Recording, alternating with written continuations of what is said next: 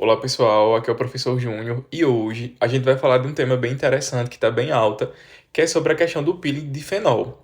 Então aí na última semana, né, o CNN ele acabou divulgando que a pessoa que fez o peeling de fenol e acabou indo a óbito, ela morreu de uma parada cardíaca por inalar a substância. Então a gente vai entender um pouquinho de como que isso aconteceu e por que realmente esse procedimento ele é tão arriscado de ser feito.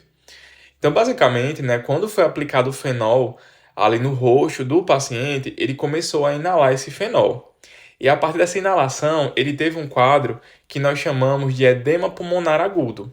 Ou seja, basicamente ele começou a ter a chamada água no pulmão. E esse acúmulo de líquido no pulmão impede com que ocorra o processo de trocas gasosas. Impede, portanto, com que ocorra a oxigenação dos tecidos do corpo. E aí, só para vocês entenderem, né, para quem não é da área da saúde, se você não oxigenar um tecido teu, esse tecido ele morre, ele deixa de funcionar. O que aconteceu? Como esse paciente ele deixou de fazer esse processo de oxigenação por causa dessa água no pulmão, o coração do paciente começou a parar de bater. Então esse paciente ele teve ali uma parada cardíaca, né, e consequentemente acabou indo a óbito. Por quê?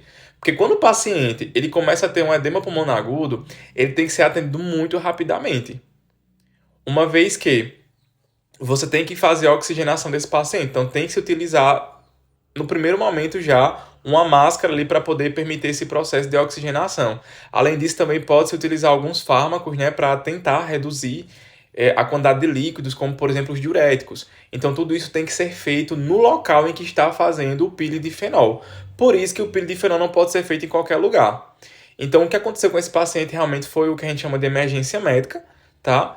E infelizmente ela acabou vindo a óbito aí devido às condições, né, do local em que ele fez o procedimento e muitas vezes também relacionado ao o próprio falta de preparo de primeiros socorros, né, do profissional em questão, que nós não estamos aqui falando exatamente da profissional, né? Então nosso objetivo é mais a questão mesmo didática.